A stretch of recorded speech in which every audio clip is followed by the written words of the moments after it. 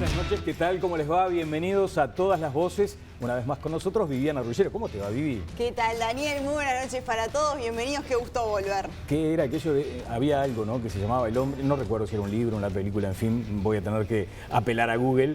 El hombre que vino de la nieve, en tu caso sería la mujer que vino del desierto. Del desierto, del calor extremo, qué calor que hace en Emiratos Árabes Unidos, más de 40 grados. Ahí dicen que hay infierno y verano. Ahora Exacto. En teoría estaban en verano. Yo no puedo creer que haya algo peor que eso, la verdad. Tremendo. Tremendo. Y un mundo maravilloso, ya lo ha señalado Viviana en sus extraordinarios informes en Telenoche, pero siempre va a quedar algo por comentar, ¿no? Sí, hay mucho material que trajimos para compartir con ustedes. Ojalá lo podamos hacer a la brevedad y hay cosas muy divertidas. Notable. Bueno, va a ser un gran programa, como decimos siempre, y le estamos pasando bárbaro. Mucho mejor que Mark Zuckerberg, que parece que en esta noche perdió algo así como, dicen, ¿no?, por ahí, 5.900 millones de dólares. No sé, yo hoy estuve toda la tarde, la verdad, sentí que tenía una adicción a ¿Sí? WhatsApp y a Instagram. Mirá. Y que estaba con abstinencia. La verdad necesitaba que llegara algo.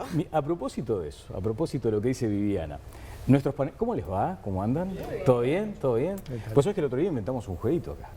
Vi algo de que estaban con unos números, pero no entendí, no quise preguntar mucho. Bueno, le preguntamos. Tuve miedo de tener que puntuar algo yo también. Bueno, dije, pero te va a tocar. No, es que vos ya acabas de decir el 10, o sea, sos dependiente de WhatsApp. Sí, sí, sí. A ver, los queridos panelistas, de 0 a 10, ¿cuán dependientes son de WhatsApp? Cuando 0 es nada y 10 estoy todo el tiempo pendiente, así que pueden tomar su... No mientan, ¿eh? No mientan, y piénsenlo. No en función de lo que pasó hoy. En función de, claro, de tu dependencia hacia una red social, A ver. que además no se sabe si es red social o de mensajería. Porque Es de mensajería, es de pero a ver, lo usamos todo el tiempo, claro, ¿no? pero además hoy una señora decía algo sumamente interesante. Es del el 1 a 10, único ¿cuánto medio. lo usamos o cuánto dependemos ¿Cuánto de él? dependemos de él? Distinto. ¿Cuánto dependemos de él? ¿Cuánto lo usamos? 10, probablemente. ¿Cuánto Sí. dependemos? En fin. Porque hoy decía, bueno, ¿sabes qué? Yo me tomé como un respiro. Estoy viviendo otro mundo, fantástico. Claro. Pero una mamá dijo, es el único medio que en este momento tengo, no sabía que iba a pasar esto, para comunicarme con mis hijos. Y ahí es donde uno dice, bueno, entonces hay como una dependencia fuerte. Es O para simplemente trabajar, un ¿no? jueguito. ni Acá que en hablar. Telenoche, Bueno, boludo, lo acá sentimos. perdimos todos los grupos. Lo sentimos, Quedaron lo en sentimos. cero todos los grupos. A ver, Eduardo, ¿qué número pusiste? ¿Cómo te va? Puse, ¿cómo estás? Bien. ¿Todo bien? Bien. Puse, aunque no se ve mucho, El 6, un sí. 6. Ahí está, un 6. ¿Por qué? Bueno, porque en realidad yo tengo la costumbre de que en reuniones apago el teléfono. Apago o lo silencio completamente. O lo das vuelta, como viste que se hace o lo como una doy forma vuelta. de... Claro. Sí, sí, lo elimino de mi vida, digamos, Perfecto. por un rato. Ajá. Pero tengo todo silenciado el WhatsApp. En particular porque tengo un grupo de padres escolares que es Oh, los sumamente padres son intenso. terribles. Son bravísimos. Sobre todo cuando se están organizando paseos de fin de año y demás. O sea, ¿es peor el grupo de padres que el grupo de acción política de la No es peor, vertiente? no es peor. No tiene que dar mal. Es más intenso, es muy simpático y agradable. Vamos a pero decir la verdad, todo el mundo odia el grupo de papis y mamis. O sea, Confesemos, ya está, confesemos. terminemos con Pero eso. es una excelente gente la que integra el grupo y escribe todo el tiempo. Sí, sí. Bueno, a ver, Fernando, Yo puse un 5, todo mal escrito, pero es un 5. fundamente. En Ay, realidad, no les escribo nada, ¿eh? en realidad, ¿eh? No le escribo nada, les voy a pagar. No, les voy a no, robar el yo teléfono a en todos. realidad no tengo solo grupos de WhatsApp de trabajo, no tengo ningún grupo de padres. Y lo único que he hecho así más en falta es la comunicación. Hoy, por ejemplo, WhatsApp me da la chance de comunicarme directamente con mi hija que está haciendo un máster en Bélgica. Entonces, a la diferencia de horario, hoy se sumó Claro, el claro. no tener mucha idea. Lo cual no deja de ser curioso, porque cuando yo era joven, vos te ibas de vacaciones 10 días por ahí, tus padres no tenían idea de qué Había estabas ni haciendo en teléfono esos en tu 10 época. días No, por y supuesto. nadie se preocupaba. Por supuesto. Ahora yo Totalmente. estoy unas horas sin hablar y es como que te Claro. empezás a poner loco. Nando, y decime una cosa, ¿el nombre de del grupo de los músicos lo podés revelar? Peyote hay uno, después hay otro que dice Peyote Management, pero son de los más aburridos ese grupo. No, pero por suerte son aburridos, porque solamente intercambiás cosas que de laburo. Logística. Grupos sociales no tengo muchos, por suerte, porque me atomizarían, estoy seguro. Vos. Seguimos. ¿Vos tenés muchos grupos? Hay gente, viste, que Sí, un día le viene sí, la loca sí. y abandona todos los grupos. Bueno, lo que pasa que también es ahí se juega mucho la corrección y la incorrección política. Claro. Está bravísimo irse. está bravísimo. Bueno, sí, Ilse. porque hay gente que se te ofende. Sí, Quedás sí, marcado. quedás marcadísimo, Quedás marcado. quedás Sí, marcadísimo. lo mejor es Viste, pero- silenciarlos, ese Exacto. grupo de conector. Entonces, señora Raffo. Yo puse un 7, viste, soy más sincera. Sí. Uso mucho el WhatsApp, Ah. pero lo uso mucho para trabajar también. Tengo muchos grupos de trabajo. Entonces, hoy obviamente se sintió la falta. Comparto con Eduardo que cuando estás en una reunión, yo soy de las que pasa la canastita y soy odiada porque hago entregar el teléfono claro. a todo el mundo. Digo, no, bueno, una sola reunión y les pongo los teléfonos aparte. Reuniones políticas también. Obvio. Claro. Por eso me odia. esas son Marca las peores, porque cierto está todo el liderazgo. mundo enchufado. Pero Estoy recordando lo que le pasó a Tabaré Vázquez con aquella grabación que trascendió. ¿Recuerdan ustedes en el conflicto con la República Argentina cuando habló del posible apoyo armado de Estados Unidos? Y eso fue una grabación. No existía nada de esto, alguien grabó. pero fue una grabación con un teléfono, Ah, claramente, ¿no? bueno, eso ya es un grupo en el cual no puedes confiar, ¿no? Eso es mucho más bravo. Te diré que va más allá de WhatsApp. Lo uso mucho para trabajar y hoy se sintió la falta, pero te las ingenias mejor. A la gente que querías contactar, la llamaste por teléfono y te diste cuenta que era mucho más directo llamarla que estar esperando que te contestaran un WhatsApp. Viviana reclamaba honestidad. ¿Vos qué número tenés? No, yo 10. 9, 10, sí, 9, sí, 10, sí. 9. Pero lo usamos para trabajar, tengo 800 Claro. grupos, para coordinar entrevistas, para coordinar, pedir... todo. Hoy en día, la verdad es que el contacto, obviamente que la llamada, pero el contacto cuando es mucho más rápido que una fuente es un audio de WhatsApp. Y ahora tenés el Dubái ¿no? 2021, por ejemplo. ¿Eh? ¿Creaste el grupo Dubái 2021 o no? No, todavía? no es 2021, pero ahí hay grupos sí, Hay con los grupo, colegas. hay sí. grupo, muy bien. Bueno, yo puse 2 nomás. Me estoy No, preocupando. no, Despedido, Pero que yo no vaya a ser. tengo. quede nadie. Yo no trabajo en grupos. Pancho Fike abandonó el grupo. No, pero tengo pocos grupos de trabajo, digamos, a partir de colectivos. Entonces, en realidad, no es que no lo use, pero hoy no sentí ninguna dependencia. Es más, yo paso horas sin verlo al celular. Leo, entonces lo pongo aparte a propósito Sí. para que no me moleste. ¿Y no se les dio por preguntarse cuánta productividad puede perderse o ganarse?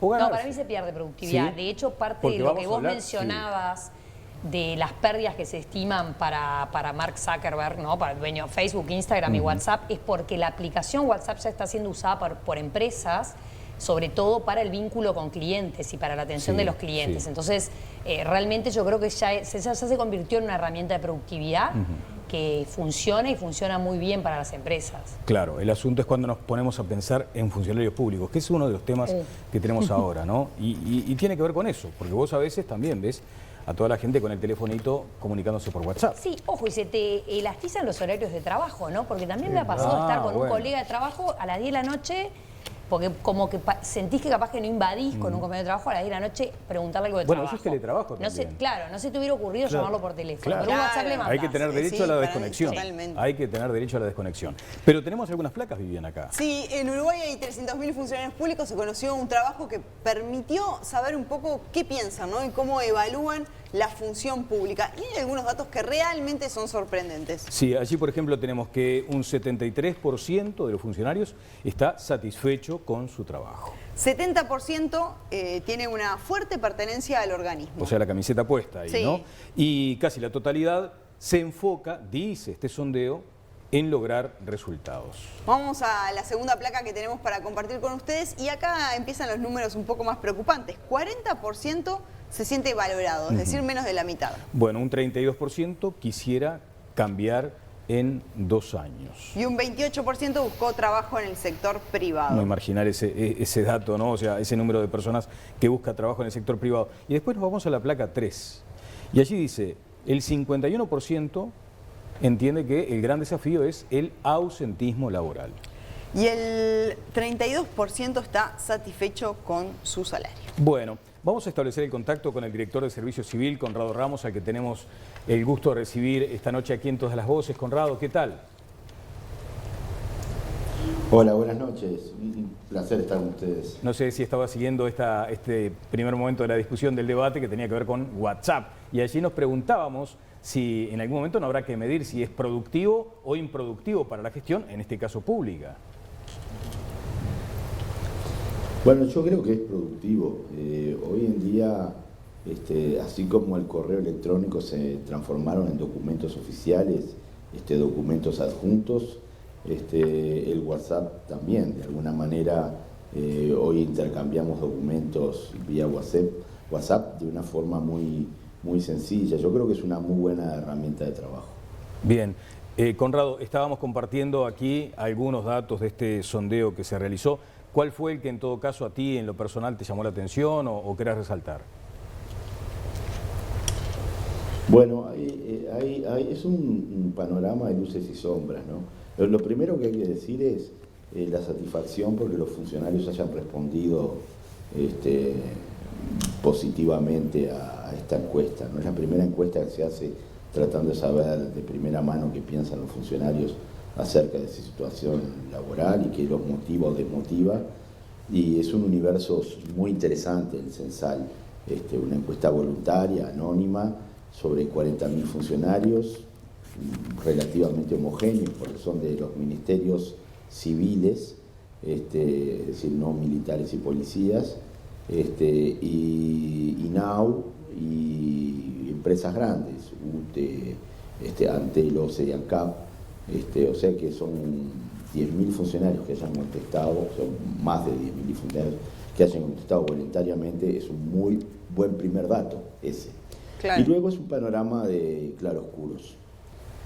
Hay datos relativamente reconfortantes y otros que son preocupantes, que de alguna manera no diría que nos llamó demasiada sorpresa.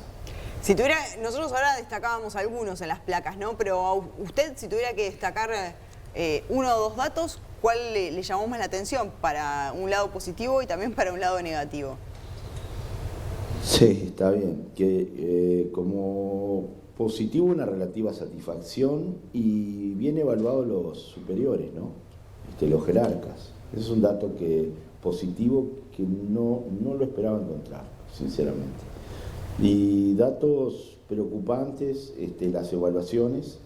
El 90% de los funcionarios piensa que las evaluaciones no les sirven para su desarrollo profesional. Eso es muy preocupante porque tiene que ver con el sistema de incentivos, no solamente salariales, sino qué incentivos y cuáles son las herramientas por las que tiene un funcionario para poder ascender o promoverse, y evidentemente la evaluación no es una de ellas. Las inequidades salariales es algo y la poca movilidad. El funcionario se siente que está atrapado en su organismo y que no tiene movilidad. Eso es muy preocupante también. Claro, hay a veces una sensación ciudadana que muchas veces señala que los mejores se van al sector privado o que al sector público se le hace muy difícil, muy duro competir con el sector privado. ¿Cuánto de eso afecta a la gestión pública, Conrado? Bueno, es un dato clave del porcentaje que no es menor, entre 25 y 30% de que quieran haber en los 2 últimos años tenido intenciones de irse al sector privado o relativa poca satisfacción con el organismo donde trabajan. Ocurre que aquellos funcionarios con más capacitados y con competencias requeridas en el mercado privado son los que más tienden a querer irse, porque son los que más posibilidades tienen de insertarse en el sector privado. También hay un tema de edad, ¿no? Sabemos que los millennials no son atraídos especialmente por la estabilidad, hacer una tarea de por vida, sino por el desarrollo profesional. Y si se ven obstaculizados en el desarrollo profesional, no dudan en cambiar de trabajo. Y por lo tanto también está el tema de la atracción salarial, pero también las posibilidades de hacer un desarrollo profesional. Quien me da más capacitación y más tentación por el mercado, por sus competencias y porque son habilidades requeridas en el mercado, mayor predisposición de los funcionarios a poderse ir hacia el mercado y mayor dificultad en retenerlos. Esto que usted decía de los millennials, por ahí también echa por tierra una visión que había en Uruguay, ¿no? Y era esto de ser funcionario público y vivir bajo el ala de papá Estado toda la vida. Nos daba cierta garantía, cierta tranquilidad y era un objetivo de los uruguayos. Y esta encuesta parece echar por tierra este punto. Sí, tenés razón, Viviana. No es tan así, pero ojo, no es tan así en un porcentaje de funcionarios en un tramo etario, básicamente. Sigue siendo la estabilidad en el empleo un atractivo muy grande. Y por otro lado también, cuando las personas no son altamente calificadas, la remuneración en el sector público es más alta que en el privado y obviamente da mayores garantías de estabilidad. Claro. Bueno, los panelistas están habilitados para hacerle alguna pregunta a Conrado. Hay un asunto que tiene que ver también con cierta sensación que tenemos a veces de que el Estado es más permisivo o que la estructura pública tiene mayor permisividad. Y me refiero específicamente a un tema que ha sido preocupación en particular de Conrado Ramos, y es el ausentismo, y muchas veces este asunto de las licencias médicas, sobre lo que no hay mucho control. ¿Eso sigue más o menos en los mismos términos en los últimos años? Sí, es más, ha empeorado. Las estadísticas que hemos recolectado y confeccionado a pedido del Parlamento es qué pasaba con las certificaciones prolongadas en los últimos años. Lo que vimos es, sacando el Ministerio del Interior, que podría ser un distorsivo por el altísimo ausentismo que tiene los funcionarios del Ministerio, aún sacando el Ministerio del Interior, entre el 2016 y el 2019 vimos que aumentaron un 50% el número de certificaciones. Es decir, hay un problema fuerte, hay un problema de abuso en las certificaciones y bueno, es lo que un poco motivó que el Parlamento legislara al respecto y le pidiera una comisión especializada que armó en que de alguna manera redactara un proyecto de ley para poder atacar este problema. ¿Y por dónde se lo ataca? En dos dimensiones. Una tiene que ver con los incentivos. Yo digo desde el punto de vista neoinstitucionalista, hay un tema de los incentivos producen determinado tipo de conductas, contribuyen a producir determinado tipo de conductas.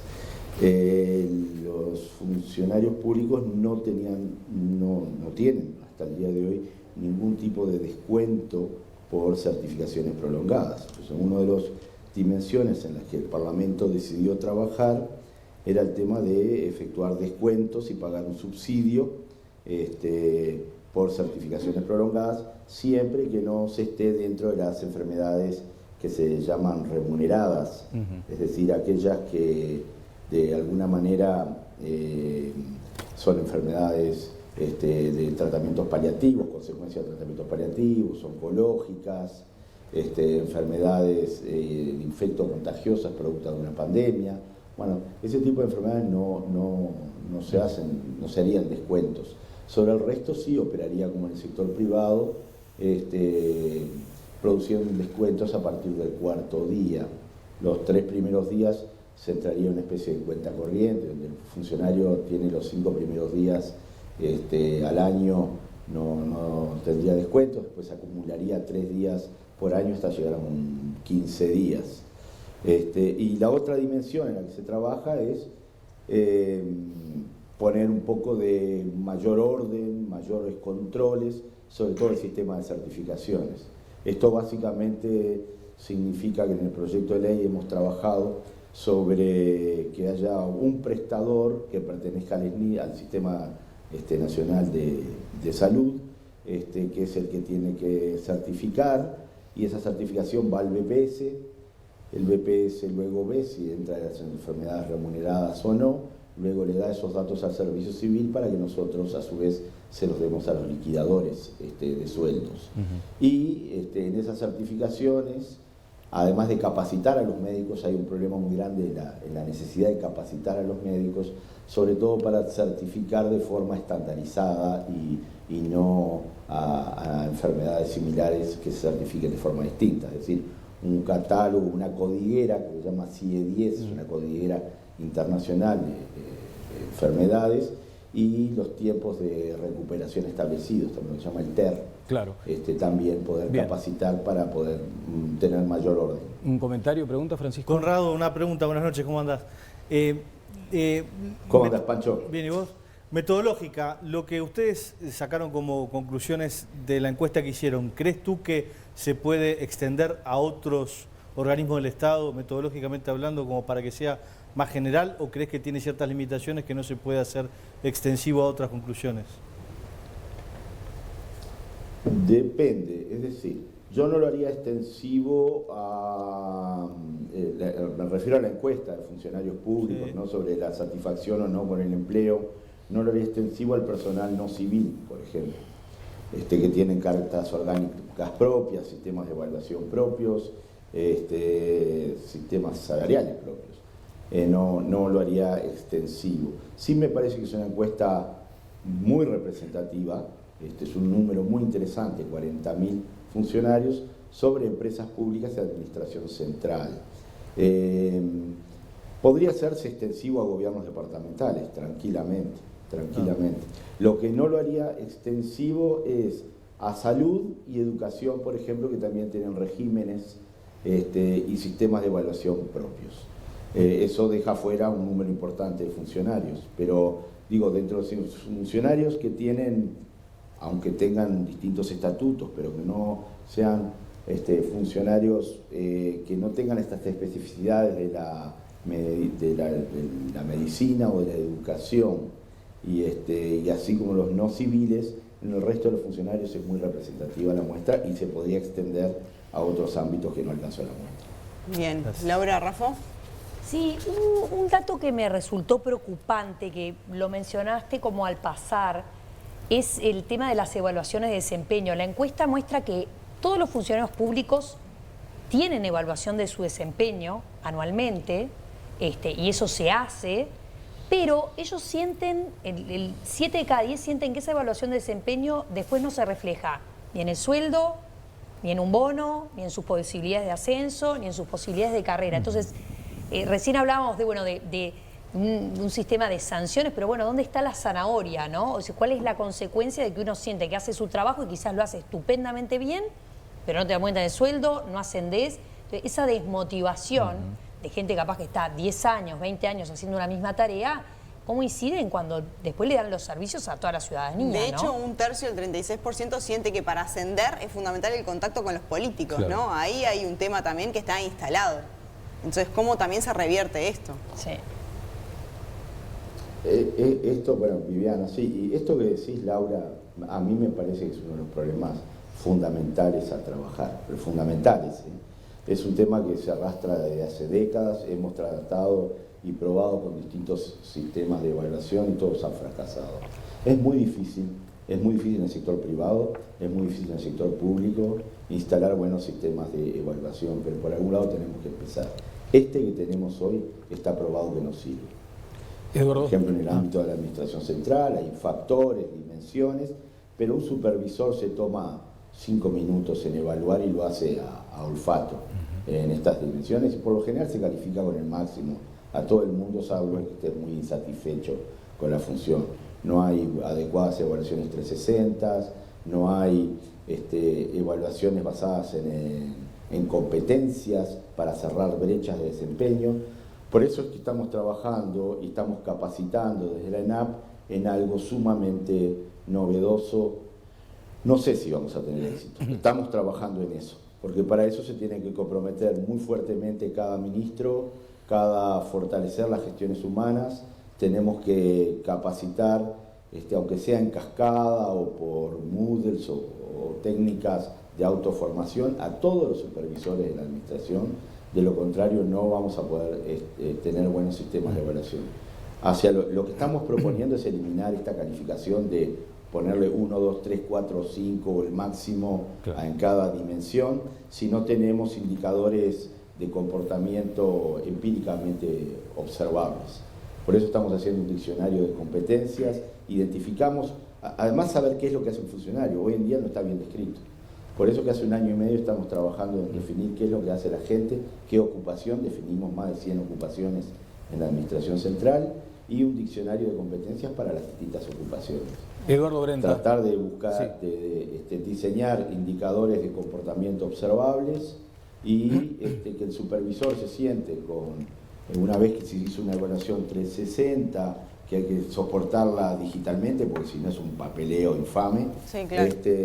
sentarse con el supervisado y hacer un acuerdo de brecha de desempeño. No es ni para echarlo, es para cerrar brecha de desempeño, ayudarlo a formarse y que sí, que sirva como antecedente para los ascensos que no hay prácticamente en la Administración Central hace 10 años.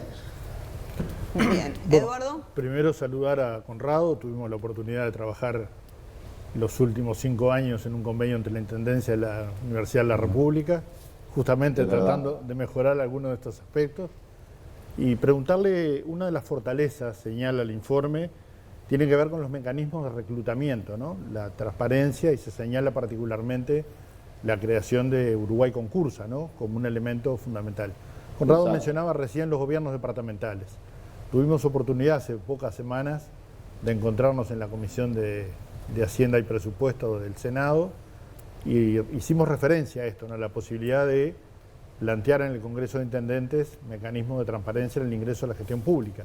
Exacto. Sé que Conrado piensa similar en esto. Me gustaría que diera su opinión porque me parece muy importante. Exacto. Gracias, Eduardo. En primer lugar, creo que fue un avance muy grande Uruguay Concursa, ¿no? En el ámbito de la Administración Central. Hay cosas para mejorar, corregir, pero hoy en día nadie duda de la transparencia de Uruguay Concursa.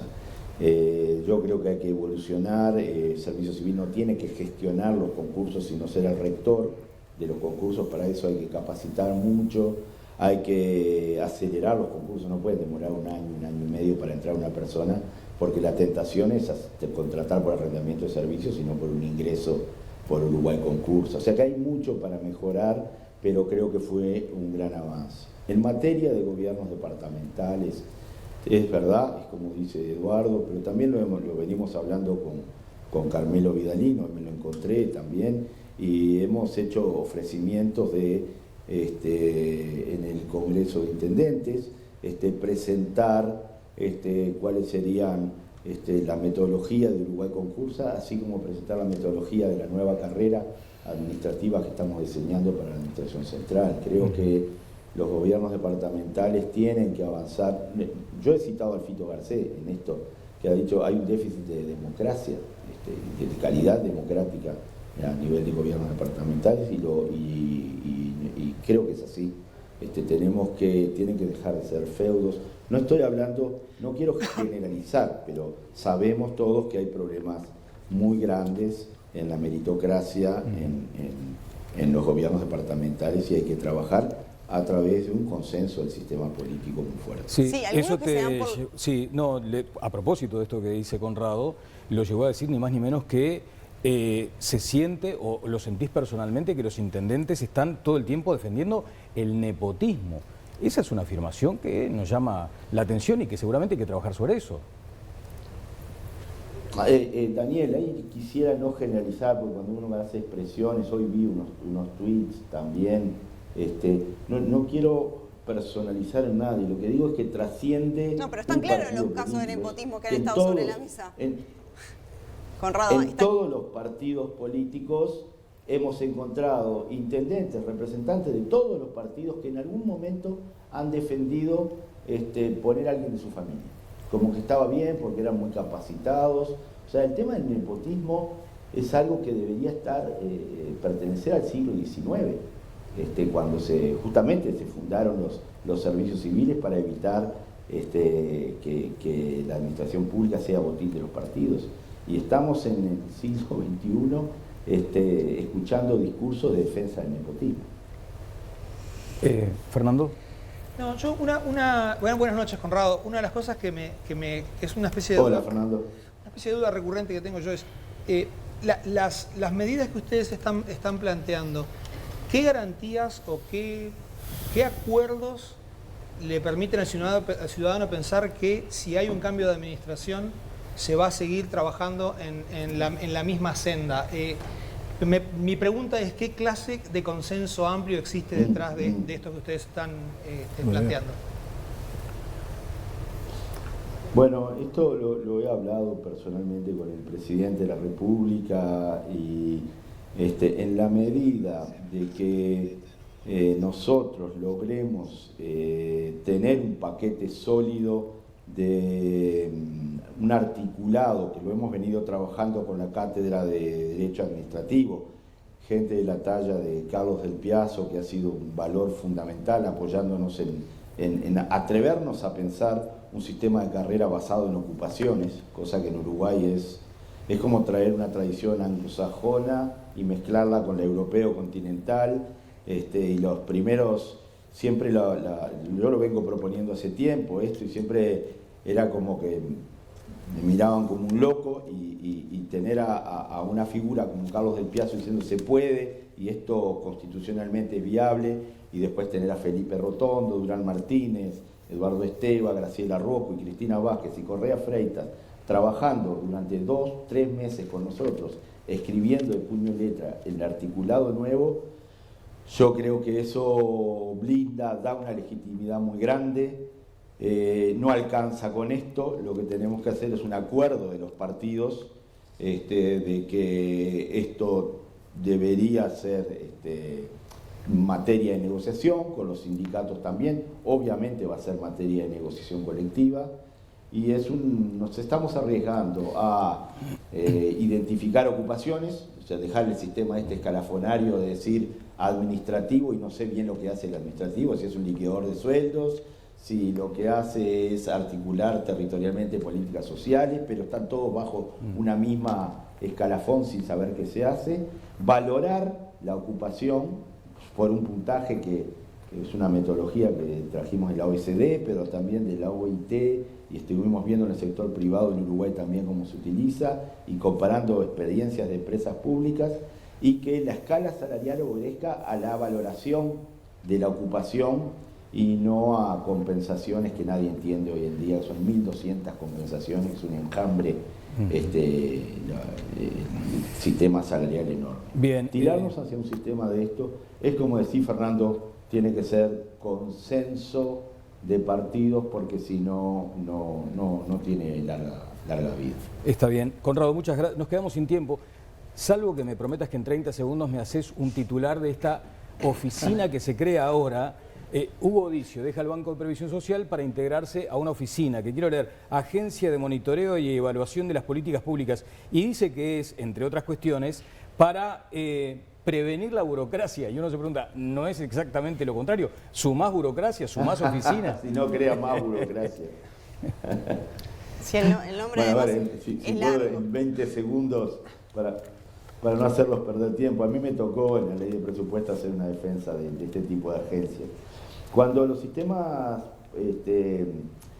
públicos se fragmentan enormemente por la creación de agencias, servicios descentralizados, y son muy difíciles cada vez más de manejar, y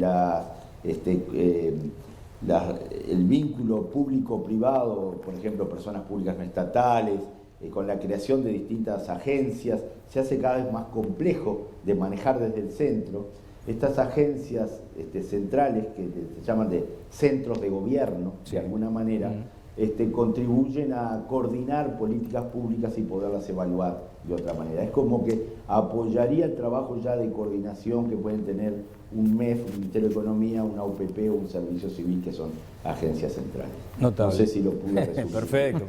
Conrado Ramos, muchísimas gracias por estos tan valiosos minutos. Gracias a ustedes y un abrazo a los panelistas. Bueno, nos vamos a una pausa. Nos vamos a una pausa y al regreso vamos a darle un cierre a esto y también hablar de la semana pasada, que fue intensa para el gobierno y con unas cuantas malas noticias, Sí, podríamos puede decir, ¿no? ser. Interpelaciones, denuncias penales, hubo de todo. Viví el puesto. Viví Uruguay. Gastronomía, estilo y tradición en uno de los lugares más lindos de Carrasco. El Puesto, la parrilla tradicional de Montevideo.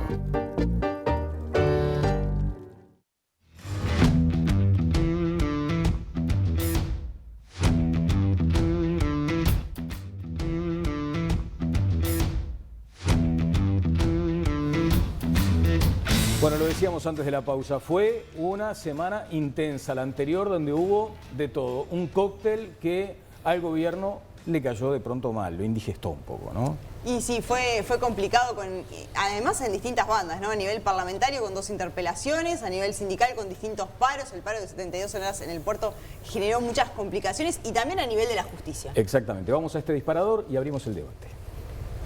Pasó una semana compleja para el gobierno a nivel político.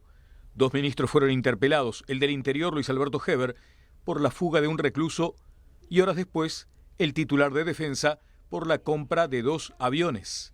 En ambos casos el Frente Amplio consideró insatisfactorias las explicaciones de los secretarios de Estado.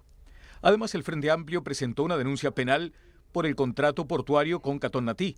Será ahora la justicia la que determine si hubo responsabilidades. El presidente Luis Lacalle Pou respaldó a través de su cuenta de Twitter públicamente todo lo actuado. Y a nivel sindical, también fueron días difíciles para el oficialismo. En el puerto se llevó a cabo un paro de 72 horas que detuvo sus actividades con pérdidas millonarias que aún no fueron cuantificadas. En la planta de UPM, los trabajadores afiliados al Yunca también detuvieron actividades de forma continua en la planta, lo que obligó al gobierno a intermediar. Y en Salto, el presidente debió enfrentar una protesta que por momentos lo obligó a interrumpir su discurso. La verdad que con una maratón de interpelaciones, algunas que le parecen difícil encontrar fundamento, pero bueno, cada uno tiene derecho a hacerlas, si tiene los votos en el Parlamento la pueden hacer. A ver, derecho a movilizarse tiene todo el mundo. Hay algunos que cuestan entenderlo. A mí las movilizaciones no me preocupan y es más, me parece que es parte de lo que es la vida democrática.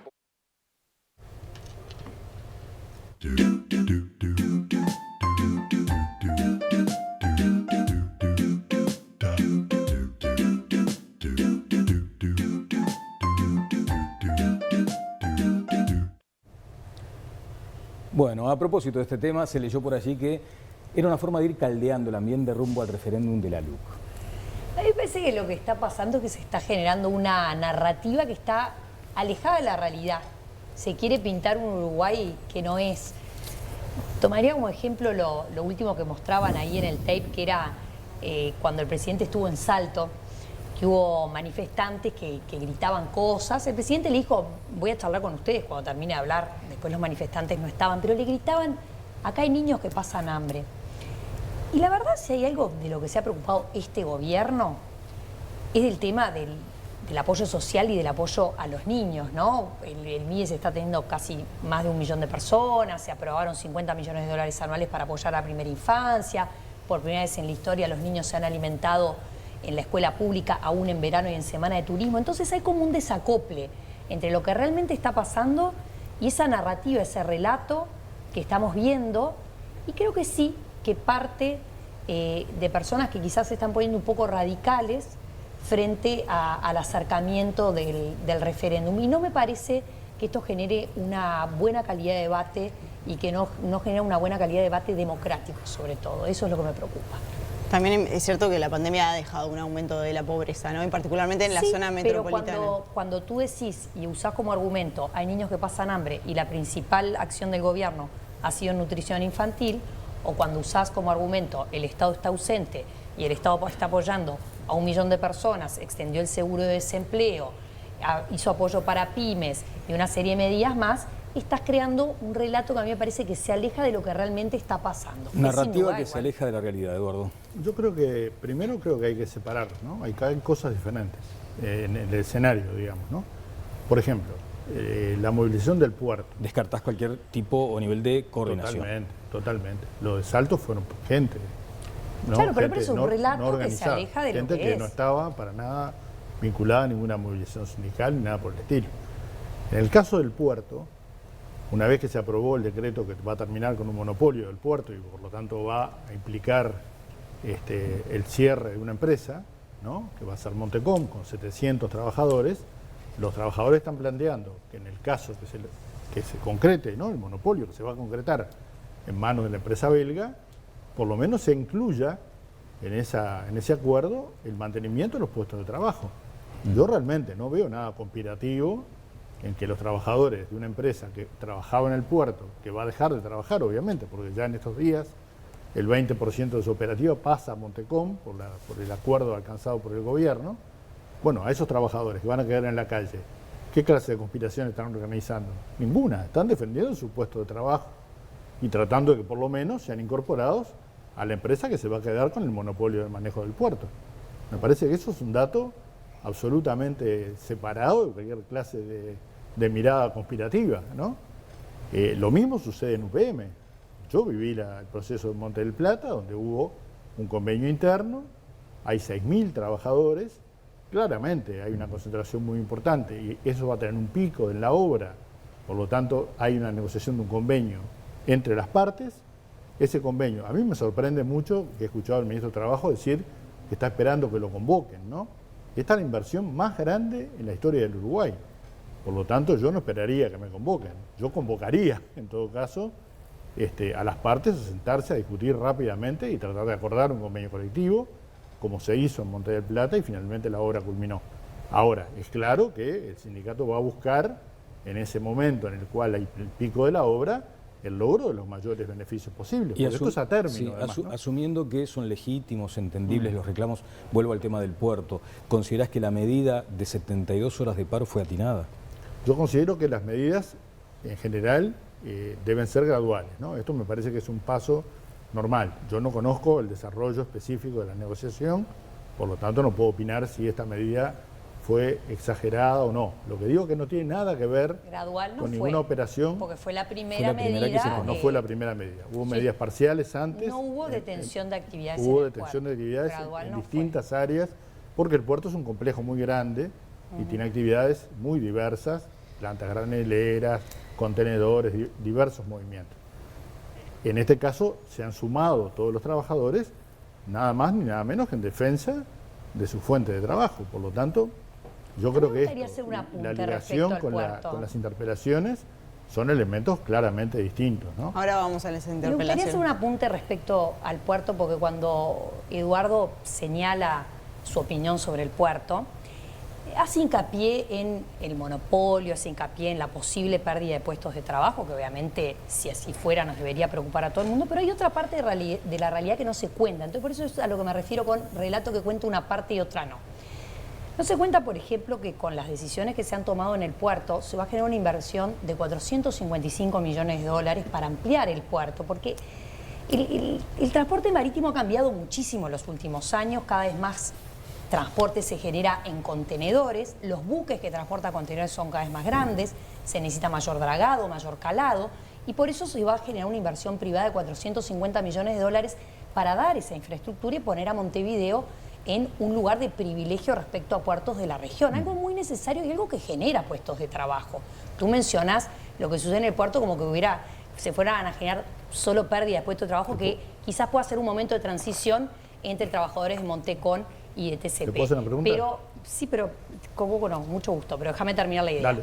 Lo que sí va a pasar en el puerto, cuando estas actividades empiecen a realizarse, es que se va a lograr que el puerto de Montevideo sea más competitivo y como tal genere más actividad y eso tenga un derrame positivo en toda la economía. Y eso es una parte de la historia que me parece que también hay que contar.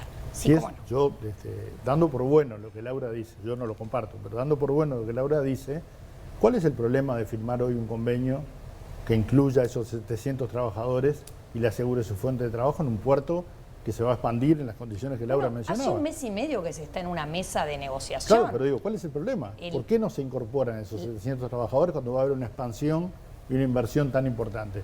Yo los incorporaría. Se van a crear nuevas fuentes de trabajo. Ese es el discurso que ha sostenido el gobierno. Ni tú ni yo estamos sentados en la mesa de negociación. Está sentado el Ministerio de Trabajo, el Ministerio de Transporte y Obras Públicas, el sindicato y las empresas. Y yo creo que precisamente esa mesa es la mesa que llegará a las decisiones que tenga que llegar, que son las partes adecuadas para tomar resolución. Pero lo que digo es que las historias hay que contarlas completas. Por eso, si la historia fuera completa, yo afirmaría, ¿no?, el ingreso de esos trabajadores a la empresa belga y cerraría el conflicto. Francisco. Sí, yo no soy especialista del puerto, a mí me interesan las lecturas políticas un poco más macro, más amplias. Yo la lectura política que hago de los últimos tiempos, meses, es bastante distinta a la que hace Eduardo, en el sentido de que yo no creo que el Frente Amplio le haya dado, y cuando digo Frente Amplio es izquierda en general, es decir, yo no separo la estrategia del PIT-CNT de la estrategia del Frente Amplio en materia opositora. Y no la separo en parte también porque es evidente que hay un vínculo cuando el que es candidato a presidente, que seguramente gana la interna del Frente Amplio, es el que hasta hace pocas semanas era presidente del PIT-CNT. Entonces, por un lado eso. Segundo, es evidente el vínculo también cuando juntan las firmas, que el principal promotor de las firmas es el ala sindical de la izquierda y termina forzándole el brazo al ala política de la izquierda, que es el Frente Amplio. Por tanto, no lo separo.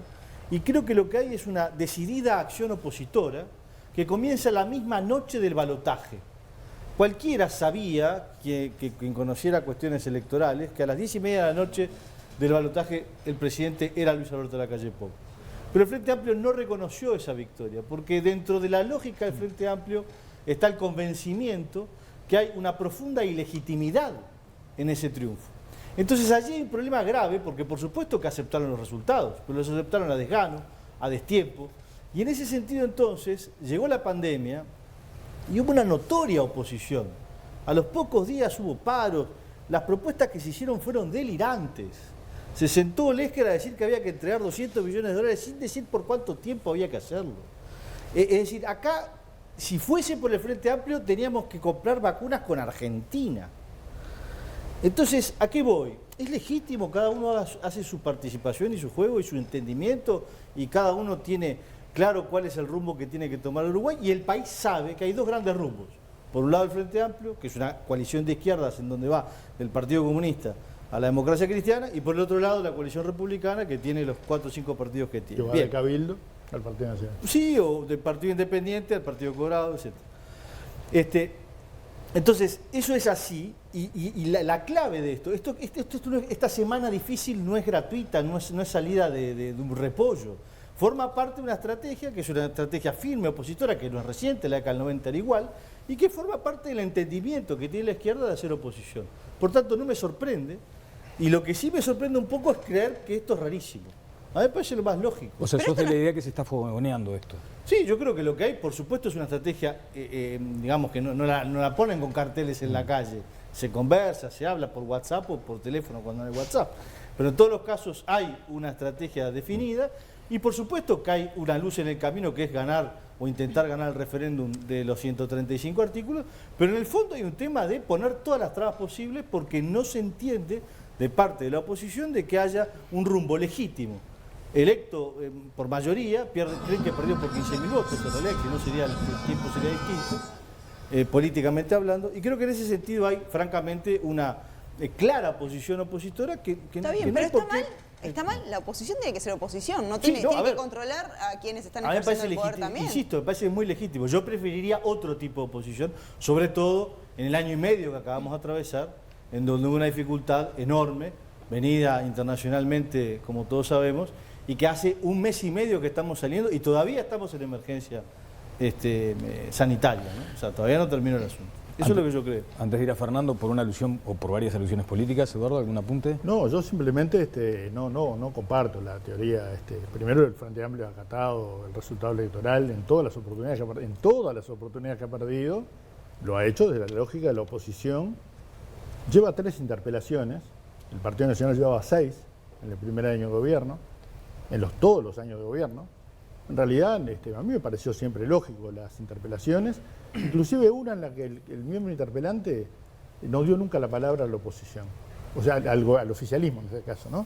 El miembro que interpeló al ministro Rossi en el primer periodo de gobierno, haciendo uso de la palabra como miembro interpelante, solo dio interrupciones a los legisladores de la oposición. Yo digo, pues yo no pude hablar, por ejemplo, ¿no? Aún en esas interpelaciones siempre entendimos que era lógico. No culminaban en nada, como no han culminado en nada de estas. Ahora, de ahí a un plan conspirativo, no, conspirativo yo creo que estamos lejísimos, una forma ¿no? de hacer la Ni siquiera, no es habría que explicarle a los trabajadores de Montecom que se van a quedar sin trabajo, que en realidad son parte de un plan como dijo el ministro de Educación, para la creación de los soviets, ¿no? Pero la interpelación Faltan a los Javier niños García. a Rusia y cerramos el paquete. Pero la interpelación a Javier García, por ejemplo, que el miembro interpelante en el medio de la interpelación reconoció, bueno, acá no hubo nada ilegal, nada ilícito, y decía, bueno, y entonces ¿por qué hay una interpelación? Bueno, pero hay cuestiones que mala. son éticas, ¿no? Digo, no No, digo que pero este no caso era no sea. un caso ético tampoco, estaban...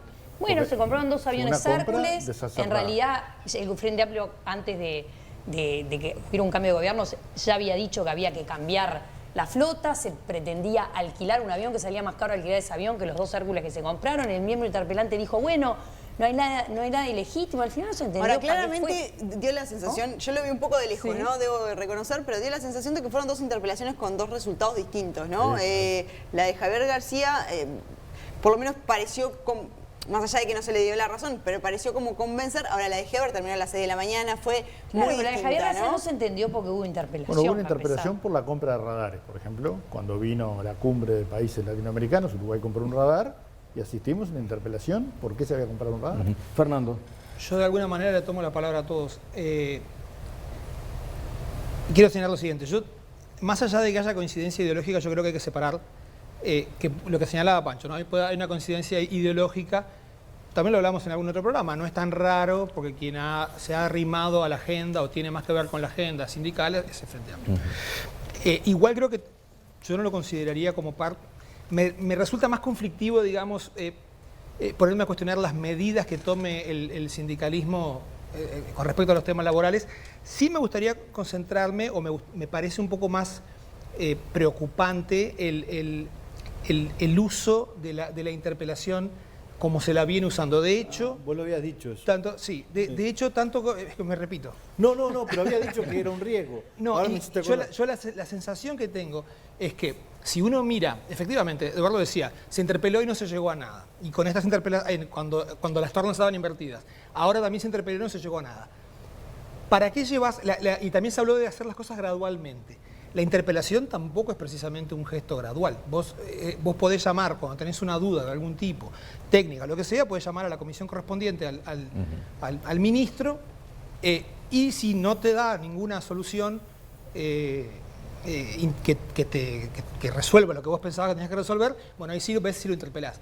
Pero de hecho la sensación que tengo yo es que el mecanismo de interpelación se usa, no tanto porque se piense que porque se sabe que no se tienen los votos suficientes, por ejemplo, como para terminar censurando a un ministro. Y se sabía en el periodo anterior. La sensación que yo tengo es de que la diferencia es que en la interpelación hay una atención mediática sobre el hecho y en una comisión es un embole que a nadie le interesa ir porque ahí se discuten las cosas que realmente cambian las cosas en el país. Entonces, yo creo que históricamente, o por lo menos en los últimos, 20, 30 años, la interpelación se ha utilizado como una herramienta para llamar la atención y generar un hecho político, aún sabiendo que no vas a obtener el resultado que vos querés en la interpelación. A mí eso me parece que es desvalorizar, y en esto me parece que tanto el Frente Amplio como los partidos tradicionales lo han hecho siempre, y es un mal uso de la interpelación. Bueno, se nos viene la musiquita que nos indica que tenemos que ir a una nueva pausa. Es que la interpelación me quedé pensando, es un hecho político, no hay duda, ¿no? No, y me quedé pensando lo que decía Eduardo, que no le dejó nada a ninguna de las dos interpretaciones. Yo lo que digo es que no dejó nada en consecuencia. Bueno, dejó mucho en información. Entonces decir nada en consecuencia. Mucho en información. Porque dejó mucho. Vamos a la Ahora, pausa. el Parlamento es una caja de resonancia, ¿no? Para eso está. Pausa y seguimos adelante.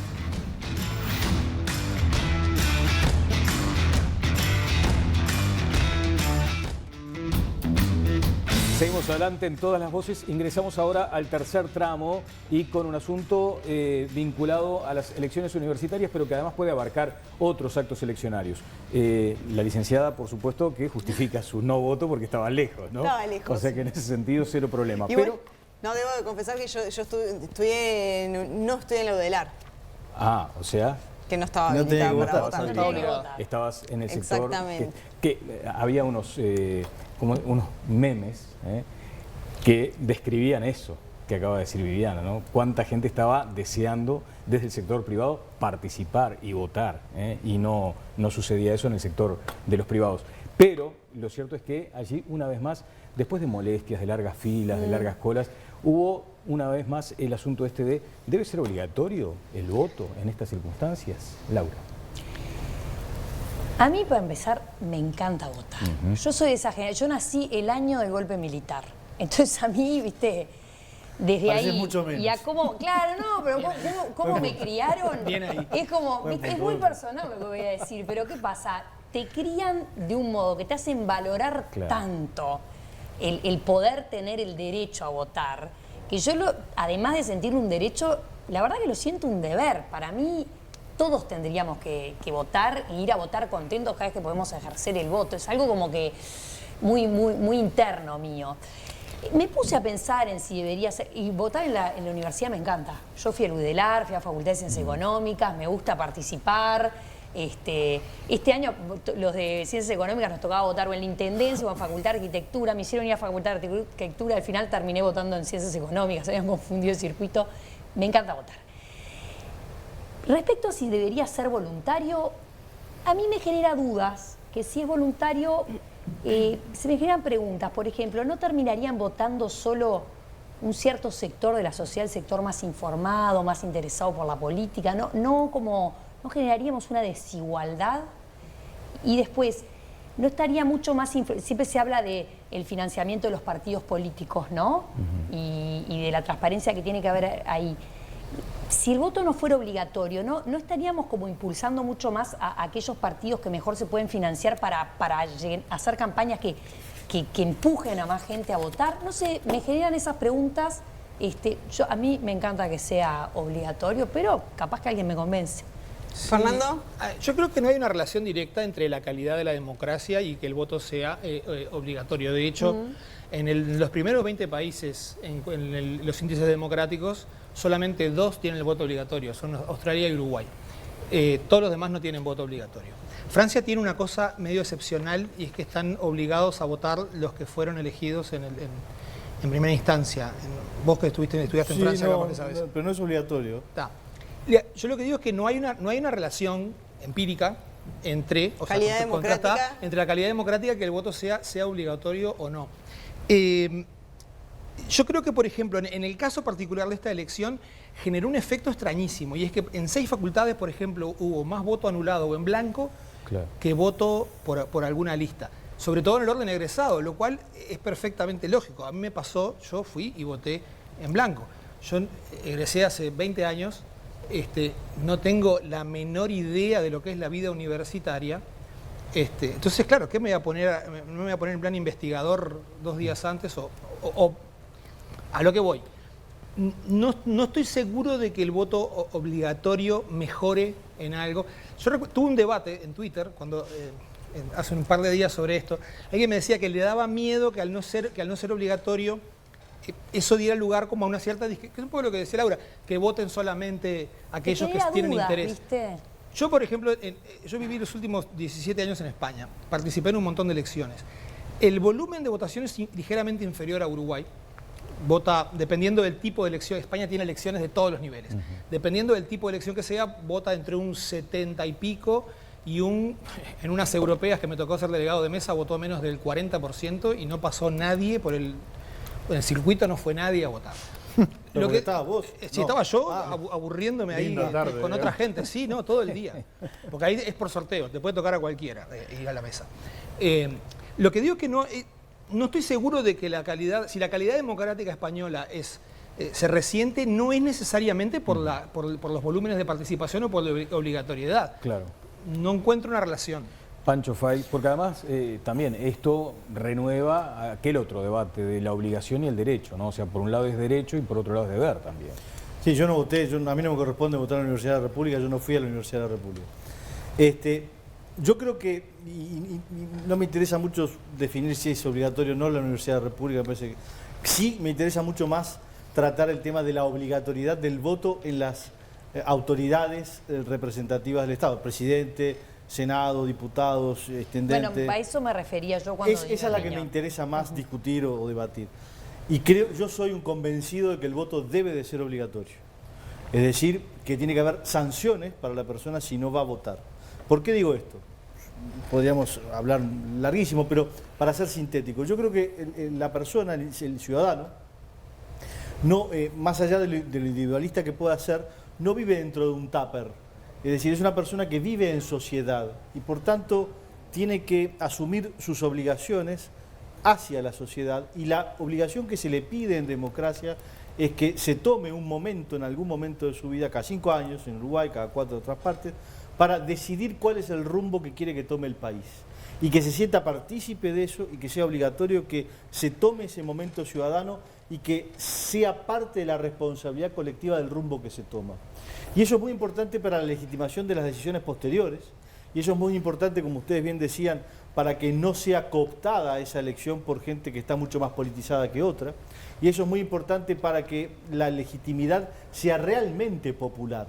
Yo creo que parte del éxito del Uruguay relativo, es decir, en comparación con otros países de Latinoamérica, en torno a, por ejemplo, lo bien que hemos salido en este año y pico, que no hemos tenido tantas dificultades como Argentina, como Chile, como otros países, en torno a nuestro enfrentamiento de crisis con la pandemia, es que nuestras autoridades fueron votadas de forma obligatoria por el pueblo. Es decir, que hay un respaldo electoral muy amplio, muy fuerte hacia estas autoridades, como lo eran las anteriores, porque la obligatoriedad del voto en Uruguay es de toda la vida. El voto también legitima a la oposición en este caso. Exactamente.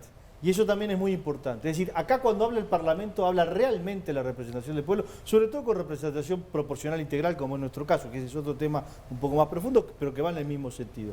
Yo creo que, por tanto, hay que preservar mucho esa idea de que no somos unos individuos aislados, sino que vivimos en sociedad y tenemos que hacernos cargo cada tanto de cuál es el rumbo que queremos tomar. Y además el indicador que tenemos, que son las elecciones internas, no es bueno, ¿no?, en cuanto a nivel de votación. No, bueno, yo creo que sí. Yo creo que para ser internas, 45-50%, dependiendo un poco de cuál. 40% fue la elección pasada. Bueno, pero en otros países eso es lo que votan para las autoridades. Sí, claro. Chile es un caso espantoso. En Chile cambiaron en el año 12 la obligatoriedad, pasó a no ser obligatorio y no va nadie a votar. Okay. Hacen revoluciones y hay el 45% que va a votar. Nada. Eduardo.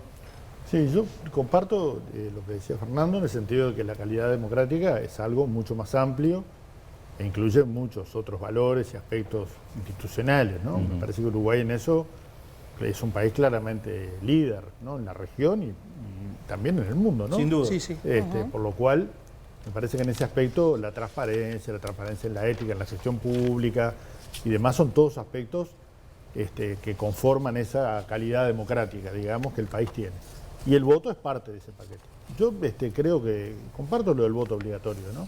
Me parece que hay, como de la misma manera que hay muchos reclamos.